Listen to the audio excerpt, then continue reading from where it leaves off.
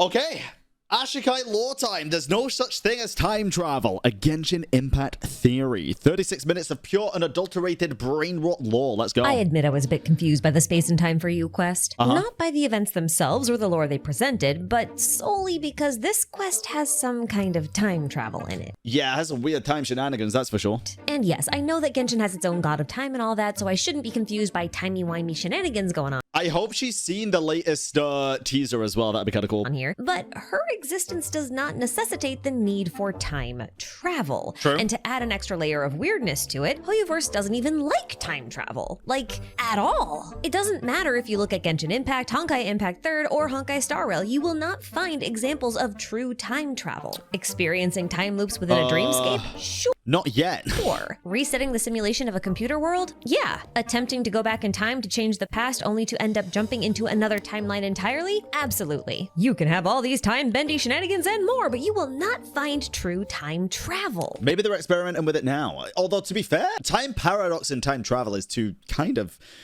I'm a little yap, actually. And that's what makes the Space and Time for You quest feel so out of place to me. Plus, the time travel in this quest comes with a bootstrap paradox, which is horrible, solely because I hate paradoxes. They fill me with the urge to become a physicist so I have not pre-watched, by the way. This literally got uploaded as we were streaming 41 minutes ago. and dedicate my thesis to destroying their very existence. But I am no physicist. I'm a theorist. So the best I can do is look at the facts and determine the reason why Hoyoverse has suddenly decided to overcome their allergy to time travel. And that means explaining why this quest actually has no time travel in it. But before we start this trip, I do think we have... Do y'all think, before this theory, do y'all think this quest had time travel in it? Because I feel like it did. I feel like it kind of had to have. Space in the itinerary to make some time to talk about the sponsor of today's video, the Red Magic Tablet. This flowchart essentially breaks down the rough timeline of events, starting with the twins' arrival and ending with the choice at the end of the Space and Time for You quest. Okay. You can pause the video if you want to look at the chart more closely, but for the sake of time, I'm just going to be following the paths that the keys take throughout this whole mess. Because there should only be 2 keys. And now there's 3, baby. An extra one was brought into the timeline. 1 for each twin, and yet we ended up with 3 keys. And that 3rd key is odd because technically we get it from Deirdre, who gets it from us, who then gives it to us again, and then we give it back to her in this seemingly endless loop. For this reason, the 3rd key has no point of origin, and it's not time travel if the past, present, and future are happening at the same time. Wait, why not? If you go from the future to the past, even if they're all happening at the same time, how would that still not be time travel? Therefore classified as a bootstrap paradox. It's a key that was never created yet somehow exists. True. So if we want to understand all this time travel it's not travel. I mean, you're still traveling from the future to the past, even if they're still coexisting, no? we have to understand where the 3rd key came from. So when the twins first arrive, we know that there are only 2 keys. Like I said, there's key A for the traveler and key B for the twin. Key B is in Khaenri'ah with the twin, while key A is in an undisclosed location with the still sleeping traveler. When the cataclysm hits, Deirdre somehow appears with a 3rd key, key C, which then prompts the twin to go find the traveler who still has key A. The twins try to flee this world together, but they get separated by the sustainer of heavenly principles. So the twin gets sent back to the cataclysm along with key B, while Deirdre allegedly holds on to key C for 500 years as a hilichurl. The traveler holds on to key A until they find hilichurl Deirdre with key C in Natlan. At this point, the traveler has both key A and C in their possession until their twin arrives with key B. Now, all 3 keys are in the same location. And here's where the real problem starts. At the end of the quest, you can choose whether or not to keep key C or to give it to Deirdre. If you This is where the problem starts. Okay. choose to give her key C, she takes it and, in theory, travels back in time to show it to the twin. But if you decide to keep key C, it will stay in your inventory, meaning Yeah, I gave it, by the way. I don't know what y'all did. Let me know in the YouTube comments if this becomes a video, what you did. I ate a mint a minute ago, and it crushed up into powder, and instead of swallowing it, I inhaled it, and the traveler will possess both key A and key C at the end of the quest. However, keeping the key means Deirdre never never shows it to the twin, which is an event that must happen. So the twin gives Deirdre a key. But since in this route, the traveler still has keys A and C, the twin must have given Deirdre their own key. So key B. And that means depending... I'm so confused.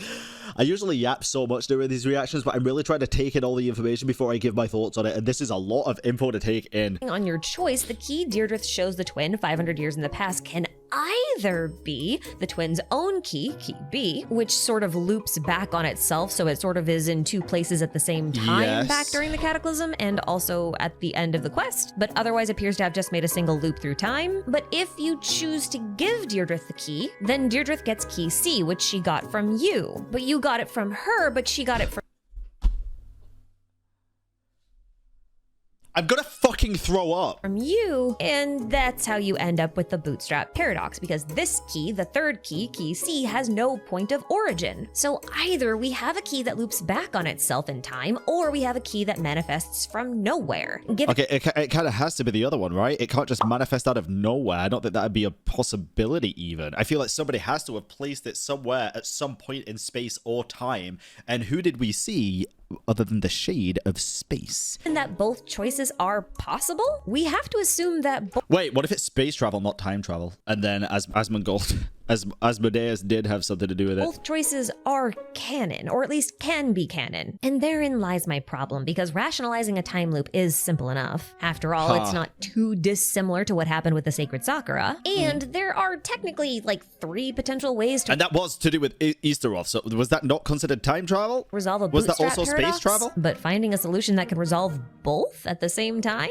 Aside from going, I don't know, it's magic, don't think about it too hard. There's really no way to resolve this in like a clean, elegant... Asmodeus. Why did I say Asmodeus? Asmodeus. Pseudo-physics way. You know what I mean? And before you argue that there doesn't need to be a good explanation as to why both these things can be canon, because we have a god of time, and the god of time is just going to do whatever she wants with time, and it doesn't really matter in the end. We don't even know if she can do what she wants with time, and it does really matter in the end because of that fact. That is not how Hoyo operates. True. They don't just hand wave away an explanation with, it's just magic, bro. They are the nerdiest of nerds. If they're gonna do magic time travel, they're gonna give it a proper explanation. That's 100%. just how they work. But this all got me thinking. If it really is impossible to solve the time loop paradox conundrum through the lens of time travel and pseudo-physics, then what kind of travel is it? Isn't actually a time loop paradox type deal at all. In fact, maybe there's no time traveling happening at all. I do think the fact that Asmodeus showed up at the very end of the quest could be a big point to prove that this might not be time travel, it might be space travel. And then your point earlier, chat, where you were saying it can't be time travel if the past, future, and present exist at the same time.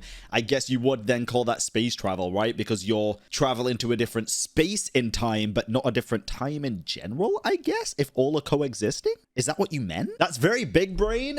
And I don't know if the definition of time travel or space travel would fit that narrative, but if it would, that's fucking awesome, dude. The illusion of time travel. I mean, that would certainly be on brand for Hoyoverse. As I alluded to in the intro, they do this kind of thing a lot. And once I started to think about the problem from... The quest is also called A Space and Time for You. True. Fuck, dude. Oh my god. That perspective, things started to click into place. Uh-huh. Time moves a little bit differently into that than it does in the Abyss. That much is indisputable, but the actual time difference varies quite a bit. Child spent 3 months in the Abyss while only 3 days passed into that, but historical records indicate that Takamine the Mistsplitter ventured into the Abyss and stayed there for years, only for a similar amount of years to pass into that as well, although we don't. General physics left the game? Bro, have you seen the fucking general physics in this game? General physics left a long time ago, man. I really know the exact number. We'll talk a little bit more about what might be body armor jiggles. Come on. Going on here later, but given that Khaenri'ah was located either in or bordering on the Abyss,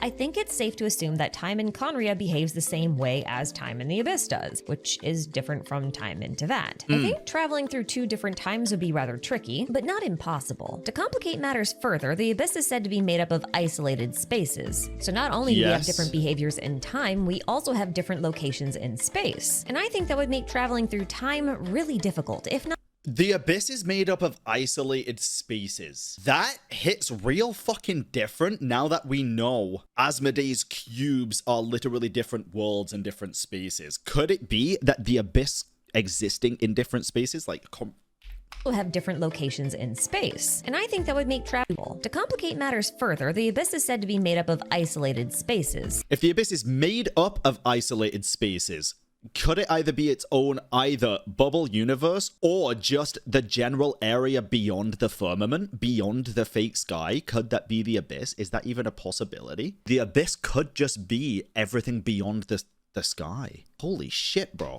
So not only do we have different behaviors in time, we also have different locations in space. And I think that would make traveling through time really difficult, if not impossible. Because you wouldn't just be traveling through one dimension, the dimension of time, you'd be traveling through two dimensions, the dimensions of space and time. A space and time for you. Ashikai's cooking, bro. Ashikai's cooking. And to make matters even more complicated, we now know that Teyvat is a proper planet that kind of got bubbled within a firmament that cut off all contact with the rest of the universe. Would make sense that that's the Abyss. Isolation that lets Teyvat have its own laws. These laws are likely issued by the entity that we know of as the Heavenly Principles, because in Chinese, the Heavenly Principles literally refers to the laws of heaven that govern the behavior of both humanity and the physical laws of nature. Time should be defined under one of those laws, seeing as it is a force of nature. And a similar related law would be the law of fate, because fate is a factor of time. See, the existence of the law of fate suggests that time itself is predetermined. The end of everyone's story has already been decided. Where is this footage from? I'm noticing pixelation around the... Is this from mobile? And the average person is powerless to go against their destinies. In religious circles, fate is a rather contentious topic because in some religions, like Christianity,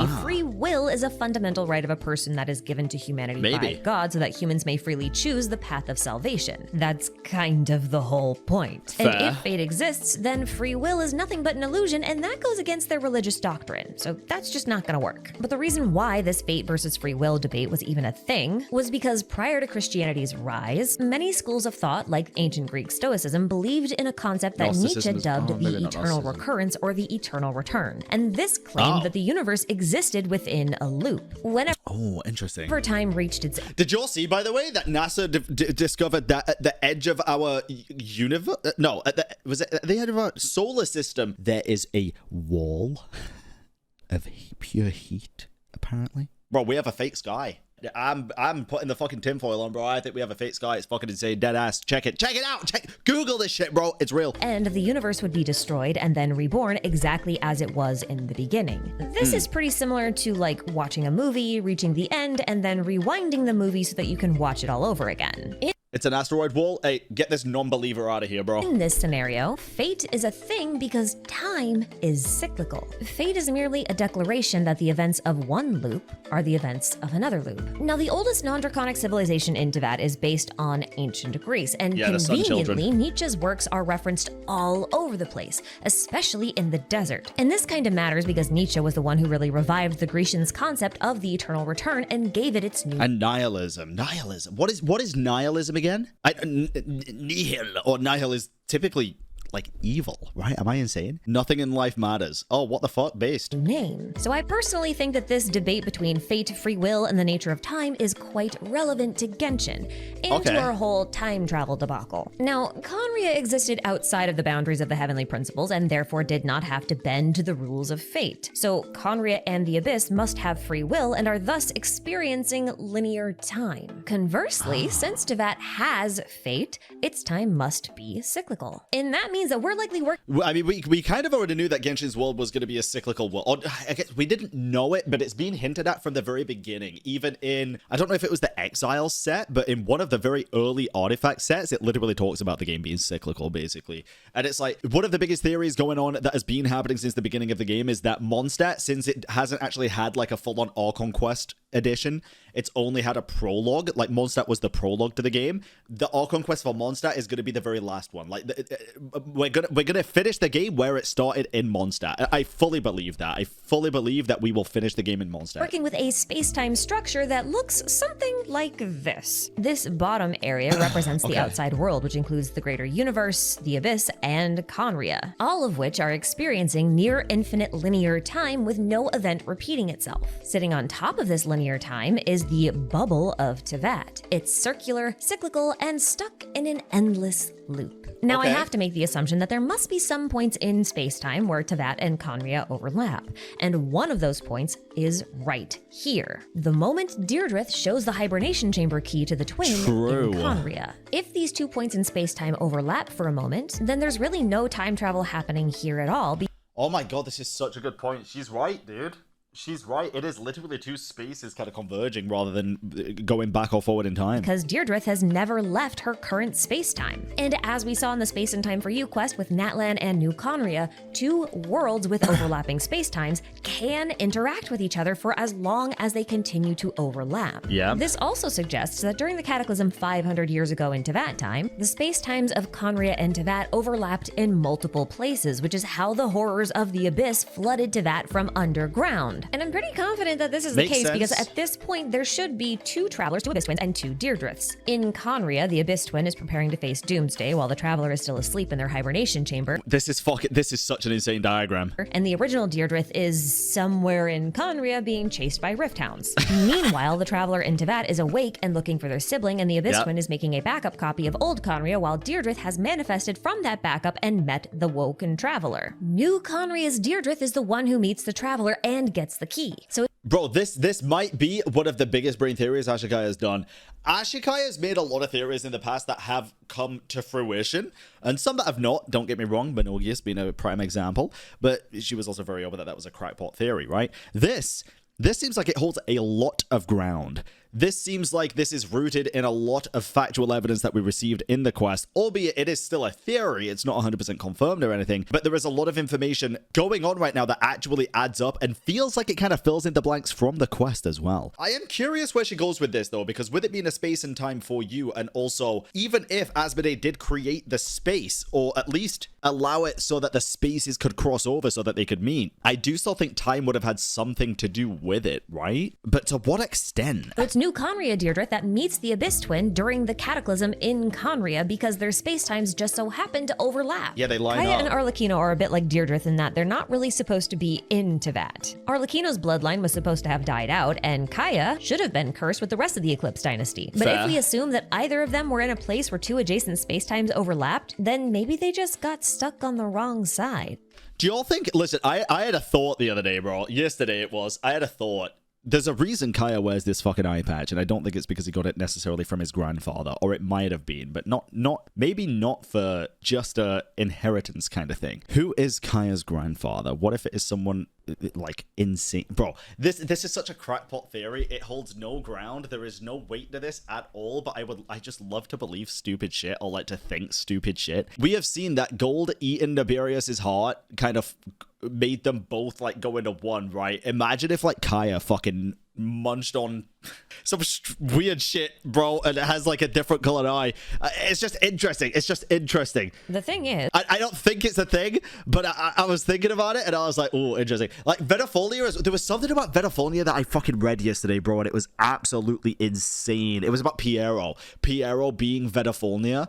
I read it on Twitter and things started to add up. I told you all about it, but there was something about that. And then they were saying like, what if Kaya is Piero's like grandson or son or relative? And it was everything just went up in the air, bro. I was like, this is far too much for my fucking small ass brain. And then I went to bed at like 12:30 p.m., which is a new record for me. since spacetimes overlapped, then maybe they just got stuck on the wrong side. The thing is, there's 2 parts to space-time. There is time, which is Istaroth's domain, but there's also space, which is Asmodee's domain. So rather than sit here and tear our hair out over the complexities of time travel, what we should really be doing is looking at the possibility of God damn, she's thick. space-time travel. Heavy emphasis on the space part. Now, what shade showed up during the Space and Time for You quest? That's right, Asmodee did, the god of space herself. Well, her little portals showed up, but that suggests that she was at least watching the events unfold. Now, I do think it's possible that Istaroth is helping out a little bit here. In fact, I think the gods of space and time might be partners in crime. Yeah, I mean, I think they're all partners in crime, right? I would assume. Maybe not now, with Asmodee being gone, missing. Full disclosure, I've been working on this theory for a full week. And there's at least 5 drafts of this thing at this point. And when I initially wrote down the idea that the Shade of Time and the Shade of Space were actually collaborating together, it seemed like a massive stretch. But I was ready to swing and hit a miss. And I was also about 3/4 of the way through editing this video when Hoyo dropped this lore teaser about the Shades. Of course. Now my speculation doesn't feel quite so out there, because we can glean a lot from this teaser. Like the fact that Renova was the one who obliterated Khaenri'ah, not Asmodee. Yup. And that Asmodee Fucking crazy lore drop, by the way. is actually missing and has been missing since the start of the game. Istroth even suggests that Asmodee may have switched sides and that she may even love her new master more than herself. But the entire time Istroth is talking about this, she both looks and sounds guilty, as if she's in the same boat as Asmodee. And my suspicions were only exacerbated when she bestowed history upon that old woman and made her recite lines about how each shade defies reason, which is extremely strange because reason is the power of the heavenly principles. Yes. So tell us how I still find it crazy. you really feel bad. I don't know what the because take on this is going to end up being, but the fact that you can see like quantum symbols in the Barrius's design here just screams important to me, but I can't put 2 and 2 together to come up with why. Reason is the power of the heavenly principles. So tell us how you really feel, babe. Also, space and time are nearly inseparable because True, that is true. they define each other. You can't have space without time, and you can't really have time without space. That is So true. I think it's very possible that these two, at least. But it's also kind of like you can't have life without death and death without life, right? Like all of these kind of coincide with each other. That's why I think they're all kind of working together, because the 4 shades are there for a reason. It is the 4 shades of the primordial one. All 4 of them have to like exist for the others to also exist, I feel like. At least to the extent of the game's knowledge right now, like everything that we know. I feel like you kind of need all of the shades. You need life, death, space, and time to have this, like, this world dynamic in general. At least are collaborating at some level. Isteroth is just so bored. True, she does look like she wants to, like, go for KSC or something. Either actively take her. or because they just happen to share a similar desire and their methods of meddling work pretty well with each other. So what does that mean for the bootstrap paradox? Yep. Well, it simply can't exist, because a paradox would go against the rules of the world. It would imply that the shades are going against the heavenly principles, and I think that even if the shades were dissatisfied with their boss, they probably aren't bold enough to defy them outright. Even Renova looks nervous at the prospect. Renova does look very nervous. I don't know if they would defy I don't know. I don't think they would defy him. Heavenly principles, and I think that even if the shades were dissatisfied with their boss, they probably aren't bold enough to defy them outright. I also don't think they are, but that doesn't mean one of them isn't, right? That doesn't mean Asmodee isn't helping somebody who would be bold enough, for example, which would be the Traveler. Even Renova looks nervous at the prospect. I mean, the fact that a paradox would violate the rules of Tibet is the reason why Renova had to concede to the captain in the first place. Yep. He was an undying being who was sentenced to die. She could not allow him to trigger a paradox of death. And Exactly. This was one of the, honestly, out of all the Natlan shit, bro, this was one of the coolest parts of the whole thing for me. As much as it sucked that, like, Capitano basically just got fucking glued to the chair for eternity until he stands up again, just like in the fight at the 4.8 summer event, which your will cap until it happens. Maybe in like 3 years. And I'm pretty sure this rule applies to the rest of the shades as well. I don't have super solid evidence for it, but Nahita's 5th character story does come to a similar conclusion. It states that one cannot eradicate oneself because that creates a paradox. That's why Rukkhadevata could not eliminate herself. She had to pass off the responsibility to another version of herself. That was the cleanest way to avoid a paradox. So no paradox is allowed. Those are the rules, and even Isteroth has to obey them. Fair enough. That means the 3rd key needs to have a point of origin. So either Isteroth intervened directly and crystallized a memory into a copy of a key and left it there for the Traveler to find, which is something I find a little bit unlikely given the circumstances. Yeah, I also don't think that's necessarily... I don't want to believe that. Or Asmodee is bending space to allow one key to exist in 2 places at once. I think that's more like it. Which more likely. is a bit more believable, but perhaps still a bit unlikely because I'm also not sure if that's a paradox. But there is a 3rd option. I don't think that'd necessarily be a paradox, but what's the 3rd option? Here. And it is the option that I prefer. See, I think that one of the keys either isn't real or just doesn't exist. But to understand why I say that, we need to turn the clock back a bit and talk about Sumeru. Just During ask the Esther Sumeru off. Archon quest, the entire nation was trapped within Nilu's dream. Every night, time Oh, fucking hell. Samsara lore in the big old 2025? Okay. reset, so once morning came, no one remembered the events of the previous day. Yep. Except for Nahida, who wasn't trapped inside the dream at all, but instead tapping into the dream from the outside. Now, I think this Samsara model is actually a microcosm of Tevat's cyclical time, but instead of being a single day's worth of time, it could be hundreds of years worth. It's not like anyone would ever know because their memories are being siphoned off and fed into the dream machine. True. The only reason the traveler became aware of what was going on was because Nahida never lost her memories. So she was able to basically restore the traveler's memory from a backup at the start of every loop. But just knowing you're inside of a dream, Samsara, is not enough to break you out of it. That's true. I want to talk so much about the Zhongli telling us to go and explore the Celestial Atlas and record everything and witness everything. We will be the one to save the new world, basically, to preserve it. Like, all of that shit, I feel like, has so much to do with this, but it not yet. I'm going to keep waiting until she finishes this part because it might come up. You need to find the host of the dream and wake them up so that the dream can finally end. In this case, the host was Nilu, and just before she ends the dream, she tells the traveler the story of Rukkhadevata's first sage. He eventually overcame that calamity, found the Dendro Archon he had been looking for, and then he woke up. Because everything was just a dream. The first sage never actually went on a real journey, he just dreamed of one. Yep. Normally, I would pay something like this no mind, but technically speaking, the traveler is the first sage of Nahida. So Exactly. Bro, we got more titles than a fucking autobiography index. Just clever foreshadowing. What if the traveler is currently sleepwalking their way through Tevat? I know that technically the traveler was awakened by their sibling, but after Asmodee separated them, the traveler was thrown into what felt like an endless nightmare and they woke up in Tevat. But what if they didn't wake up? What if their real body is back in the hibernation chamber and Asmodee had just split the traveler's mind from their body in order to smuggle them into Tevat? Honestly, that would explain why Irminsul can't tamper with their memories. Nahida was tapping into the dream cycle from the outside, so the Akasha couldn't reset her memories. And if the traveler is sleepwalking, then they're also tapping into the dream of Tevat from the outside, and that's why Irminsul can't tamper with their memories. And if this really was the case, then the traveler probably wouldn't even be aware of it. After all, the difference between them and Nahida is that Nahida was doing it on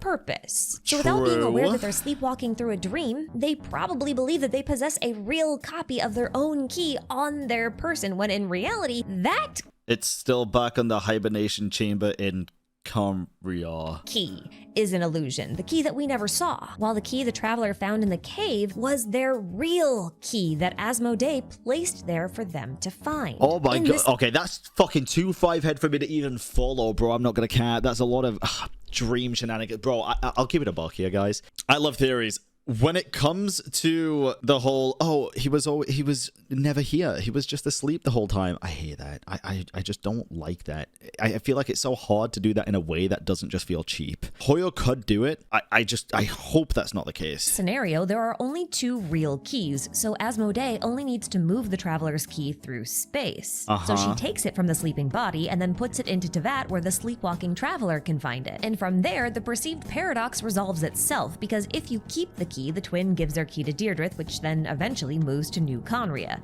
And if you give Deirdre the key, it also ends up in New Khaenri'ah. Now the only difference between the 2 choices has absolutely nothing to do with time loops or paradoxes. It just boils down to whether or not the key stays in your inventory. I guess that's true. It could be a thing. This part of the theory is throwing me off, though. I like the other parts. This part, it's not that it's not a good theory. It's just a theory that I wouldn't personally want to be 100% accurate, I think. Sleepwalking Traveler could honestly explain a lot of things in this game, like how Renova apparently can't see them when they're in Tevat. Perhaps the very nature of their current existence makes it difficult for gods at a higher level to see them, the same way only the Traveler could see Nahida in the Samsara. And it could— I feel like that'd be so weird, though, that even like random ass NPCs can see you, and then like the Harbingers and literally everybody else. I don't know. Also explain why the Abyss Twin won't tell the Traveler anything of importance. Because according to Nahida, telling someone who's lost their memory things that they've forgotten before they're ready to hear it could literally blow their mind. Like, I'm not even kidding, it would cause serious brain damage. So that means the Traveler has to finish the journey and figure things out for themselves. Now, the Sumeru Samsara was powered by the Akasha. I feel like we have to finish the journey and figure things out for ourselves, because we are a descendant, we can change fate, we can record things on the Celestial Atlas, and I feel like we're gonna do for Tevat what Lumine is trying to do for Khaenri'ah. I feel like Lumine's been through her journey, so she can create that atlas, that data bank to revive Khaenri'ah. I feel like we are doing the exact same thing for Teyvat, so that eventually, when it inevitably gets absolutely fucked up in the endgame, more than likely, we can then create new Teyvat. So then we have Lumine doing one side of it, us doing the other. I feel like that's going to be the case, but we'll see. Akasha, which mimics Irminsul. So it's reasonable to assume that Irminsul is also like the dream machine for Teyvat. But maybe that's what Zhongli meant exactly when he's like, walk the celestial atlas, witness this world and everything it has to offer, basically. And then he said something like, you will... I can't remember exactly what it was. It was at the end of his Act 1 story quest, though, and it was basically saying like, you will... be the savior of the new world or some shit. Beside the shared dream lies a near endless chaotic space. Countless bubbles of empty dreams belonging to the dreamers that are trapped inside the great dream bounce around freely. Each dream is essentially its own domain, where things like time and space are dictated it's its own little bubble by the dreamer. I was thinking about this concept with regards to Asmodee, because the lore teaser confirms that each one of those cubes of hers is actually a chunk of space. Or maybe it's a chunk of space-time, since the two are rather inseparable.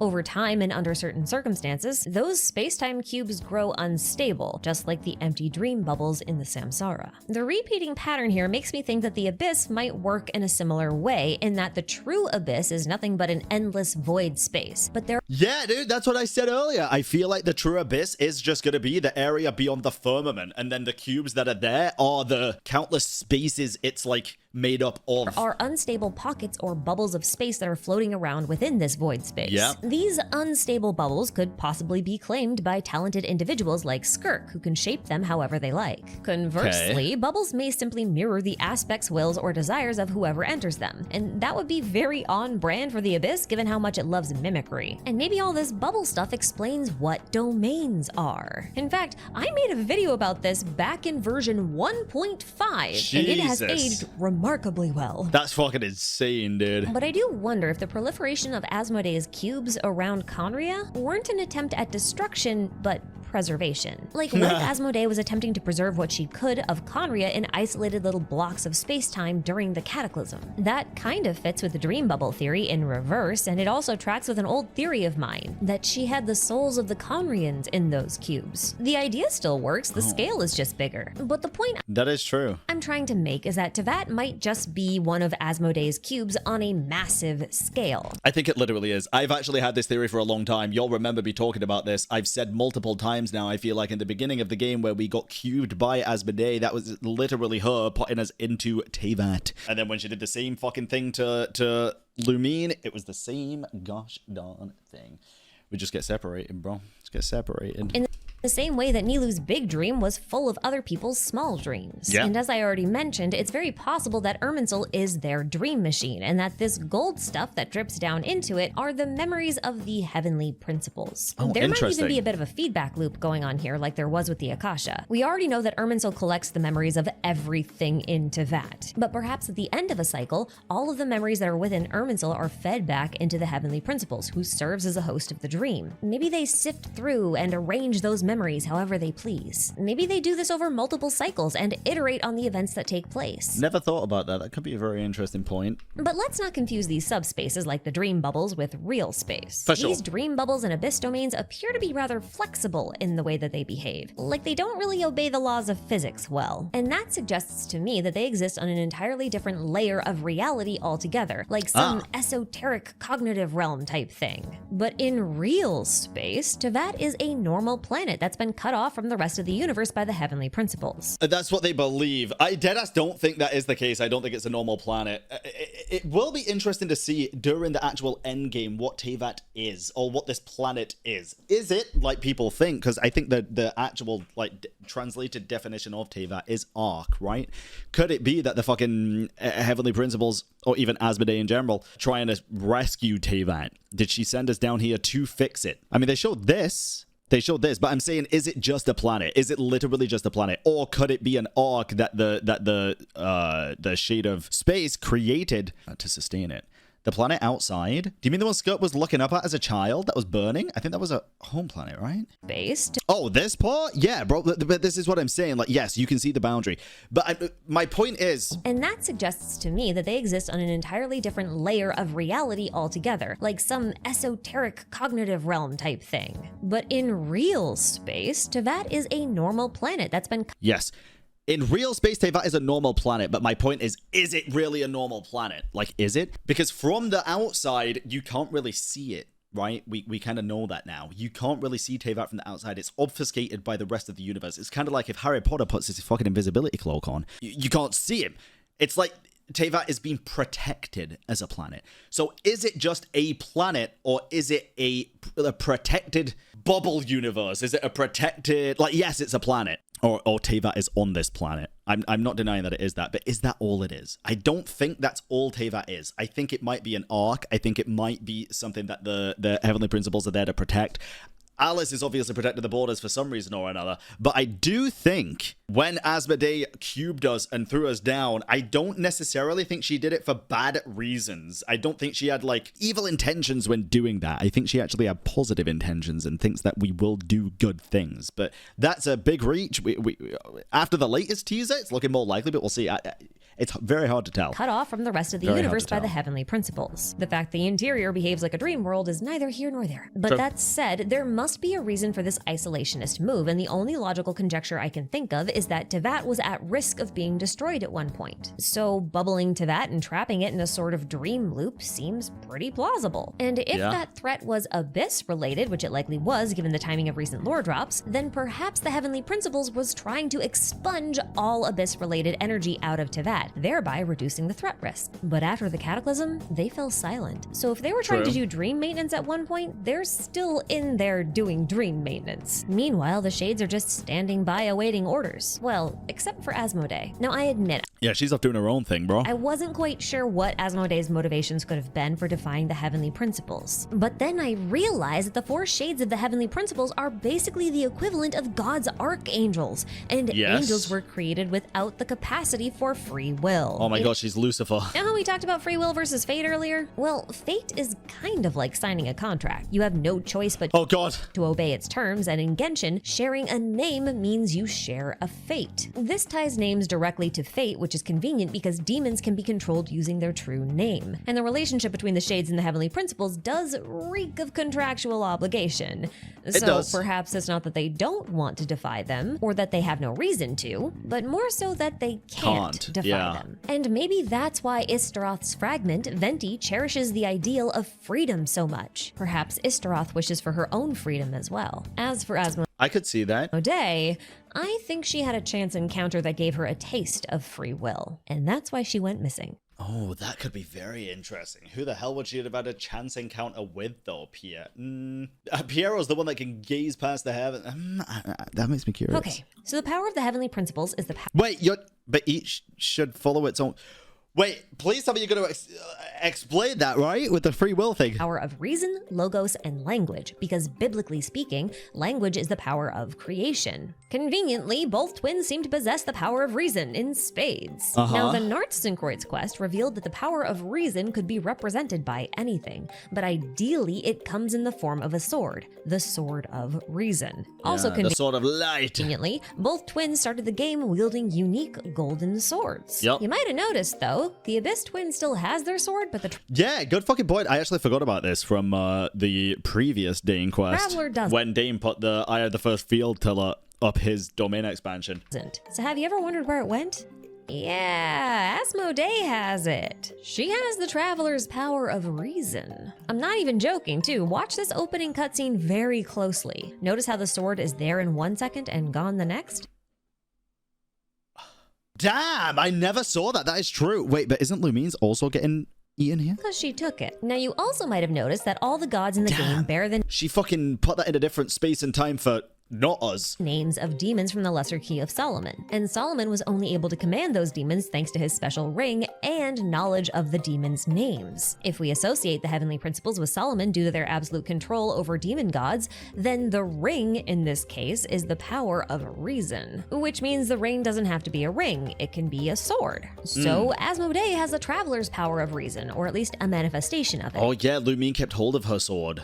Due to their similar perceived Holy shit, dude, that is such a good pickup. in nature, I like to think of the twins and the heavenly principles as being a similar type of being. So if the heavenly principles is Solomon, then the twins are also Solomons. So what we have here is Asmodee taking Solomon's ring of reason, or sword of reason in this case, Yep. which is actually a story that happens in the Quran. Asmodeus gets their hands on Solomon's ring, but they later toss the ring into the sea where Solomon fishes it up and then pulls it out of the fish he caught. Now, I think the Traveler fished something up from the sea. What was it again? Oh, right. It was this annoying fucking yap fest. It was Paimon. We need to make a very important assumption before we continue. Venti is a fragment of the Thousand Winds, and We're the gonna say Paimon's a fragment of Asmodee. Thousand Winds is another name for Istaroth.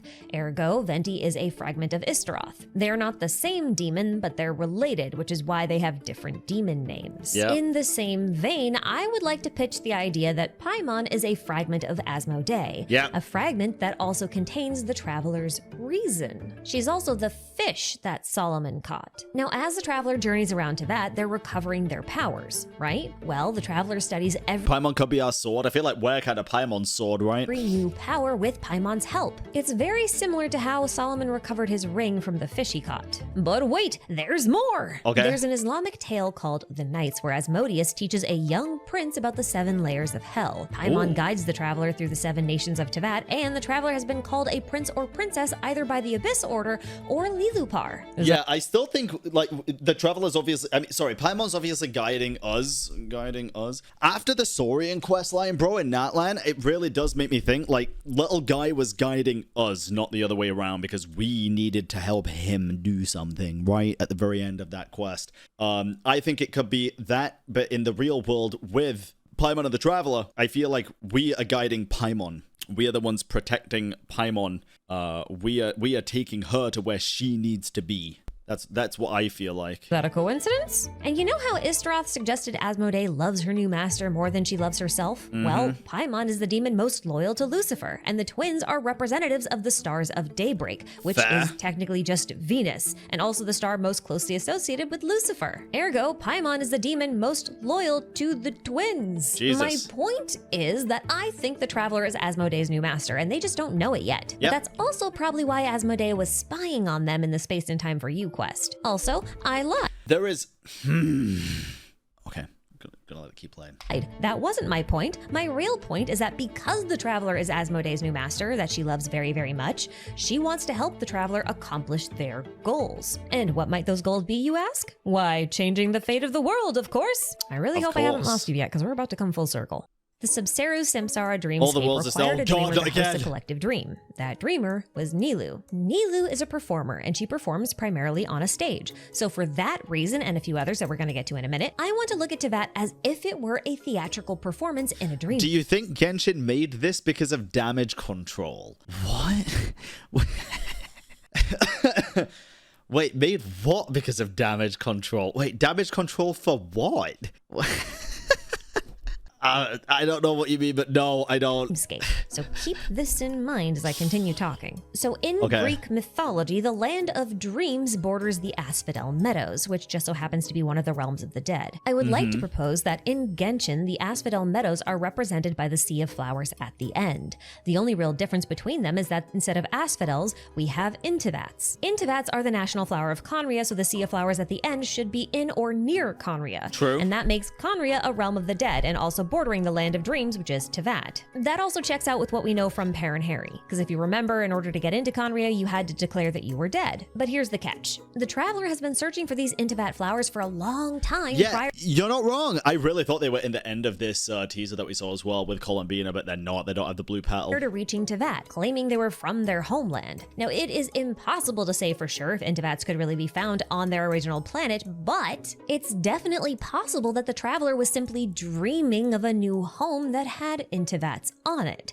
like a prophetic vision or something. Okay. Because see, I Like a new Tevat. kind of get the feeling that Khaenri'ah is something like a home for the twins. It's already a second home for the Abyss twins, so it's really only a matter of time for the Traveler. And if that is the case, then surely the Traveler would want to save Khaenri'ah from a terrible fate, right? Of and course. if that's the case, then I assume that Asmodee wants to make that wish come true. But it's not easy to bring back that which has been lost. And Khaenri'ah's long since been destroyed, and even if it could be brought back, the Heavenly Principles would probably attempt to strike it down again. Yeah. So it seems we're faced with a bit of an unsolvable problem. A paradox. And how do we solve an unsolvable problem?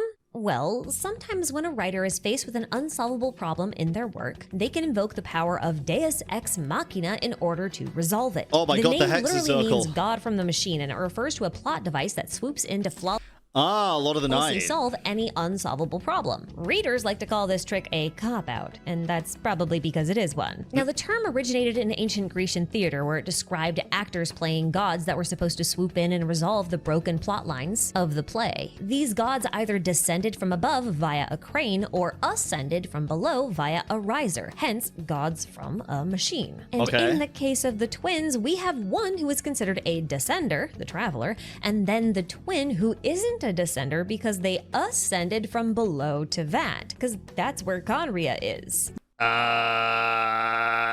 I mean, is that why she's not a I don't think that's why she's a descender, right? I think it's just because she didn't have the will to rival the fate of the war. I don't know if it's because she ascended.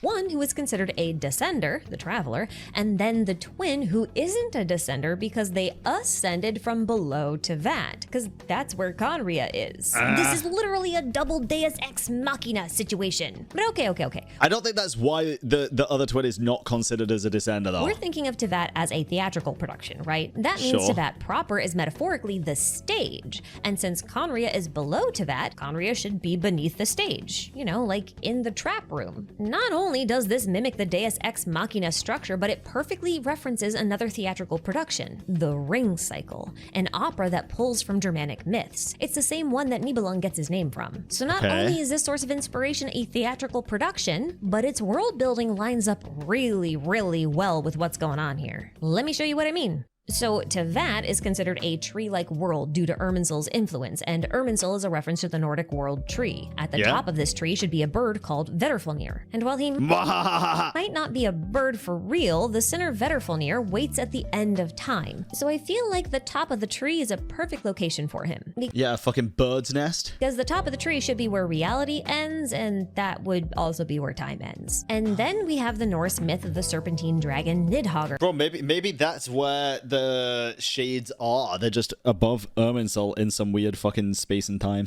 who's coiled around the tree's roots deep, deep underground. While we have no mention of a real dragon in Khaenri'ah, many soldiers have mastered the 7 shifting serpent technique, which allows them to mimic elemental energy using only abyssal power. Yeah, which is very cool. A cool way to basically make it so they don't have to add more elements and they can just use abyssal power and mask it as something else. Like when Dainsleif inevitably releases and he's just fucking pyro. So that kind of places serpents below the stage, so below the tree. So we've got a prophetic bird at the top of the tree and some serpents at the bottom of the tree. And between them, there should be a messenger squirrel named Ratatosker who runs up and down the length of the tree. That's why his name literally means traveler. During the inversion of Genesis, Nicole says something rather odd when talking about the impossibilities of changing fate. She says, When a small animal runs into a tree trunk, though the tree may sway, it is not displaced. The same is true of fate. If an animal runs into fate, that fate might sway, but it's not displaced. It will always, basically, no matter what you do, fate will always happen. so a small animal running into a tree trunk, huh? A small animal like a squirrel, like Ratatosker, the traveler, the one who keeps getting accused of always wanting to change fate. And she says this animal runs into the tree trunk, but perhaps she doesn't mean this super literally. But seeing how Tevat is a tree-like world because of Irminsul, then is it not possible that the traveler actually landed somewhere in Khaenri'ah initially, but was placed Yeah. into Tevat by the sustainer of heavenly principles? The way I mentioned earlier, where she kind of split the mind from the body and put the mind in the tree and let the body in the the hibernation chamber. Lord, you just let the bodies hit the floor, man. They would put the traveler into Tevat feels very suspicious to me. And I'm starting to think that she grew fond of the twins over time, and also fond of Khaenri'ah, you know, by association. As for why Khaenri'ahns moved below the stage, well, Dainsleif says some say a few are chosen and the rest are dregs. And it's pretty obvious in this case that the vision holders are the chosen while the dregs are Khaenri'ahns. And now that we know that Khaenri'ahns are likely people who are similar to Skirk's people, i.e. they are Abyss compatible, it makes sense that they'd be targeted and removed from the system since Tevat has been facing Abyss-related threats for thousands of years and the Heavenly Principle seems to be trying to mitigate that risk. That's true. So I'm picturing Tevat as a sort of cosmic centrifuge with all of the abyssal matter being flung out the sides as a form of purification. The timing of all of this checks out. Sorry, go over that again. So I'm picturing Tevat as a sort of cosmic centrifuge with all of the abyssal matter being flung out the sides as a form of purification. So the nails from Celestia were there to suppress the abyssal matter. Bro, my fucking brain turns off whenever we start talking about dreamy bullshit. Like, the traveler's asleep, and reality is he's astral projecting into Tevat, and he's not actually here. He's just sleepwalking. Oh, the timing of all of this checks out, too, because the first abyssal invasion was during the Great War of Vengeance, and it happened around the same time Khaenri'ah should have been founded. Which means that Khaenri'ahns are basically being cast out of the Great Samsara Theater Dream. So instead of experiencing the cyclical time of the performance, Khaenri'ahns live in exile. And maybe that's why they resent the gods so much that they wanted to wage war against them. I'd resent the fucking gods at that point. But now it seems that most Khaenri'ahns just want their home back. And at least one of the twins wants Khaenri'ah back too. And that means finding a way to give Khaenri'ah its own act in the play. As of right now, and we're gonna get it, baby. It was already teased back in the Tevat chapter storyline preview. The script for Khaenri'ah has been written on the Loom of Fate, a small dream space hosted by Karibear. But you just wait, gamers. You just wait until it comes that we are going to have another one of these, but it's gold and it's about Tevat, and we are the ones that are going to restore old Tevat into new Tevat eventually, and that was the contract to end all contracts from Zhongli and the Saritsa, calling it right the fuck now. Because a new location has yet to be found, Khaenri'ah still lacks a proper act number in the Travail trailer. And maybe that requires overturning or replacing the Heavenly Principle so that the Khaenri'ahns can finally rewrite the fate of the world and stop being a dream yet to be dreamed. But no matter what, a location will be found. Khaenri'ah will receive their act number in the play, and when they do, it'll be both the first and the last act. Because where a journey ends is also where the journey begins. And exactly, cyclical. If you start your journey by leaving home, you'll end your journey by going back home.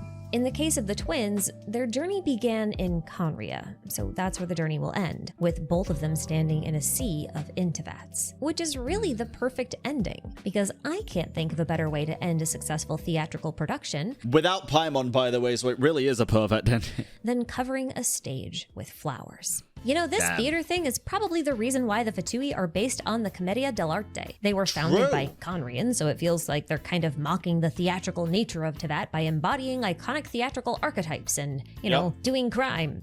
Feels appropriate. Also, there was nowhere to really fit this, but I think that Istaroth might be the reason why Paimon has a spotty memory of her own past. Paimon's... Oh, interesting. That is something I haven't really thought about too much in terms of Paimon's memory. I do feel like a lot of her memory is being obfuscated, but I also feel like she's holding stuff back from us on purpose. Even if you remember the Chasm quest, bro, when Ito fucking tried headbutting the door and it didn't open or whatever the fuck happened, or punching it, there was some sussy shit there with Paimon when we asked her about her past as well, right? Crown looks quite a bit like Istaroth's halo, so maybe that's what it is. A marker that Paimon's time or history has been sealed away. If that's the case, then this little spiky bit on the front is actually the hand of a clock. And I think that's a pretty cute idea. Anywho, after like, I don't know, 6-7 drafts of this script, one of which was done in a single night thanks to Hoyo dropping this stupid lore bomb of a video, I think I'm finally done. It was a fantastic video, perfect, though. But perfect is the enemy of the good, so here we are. I think the ideas got across, so I think we're good. GG, man. GG. Good video. Good video. Here we go, guys.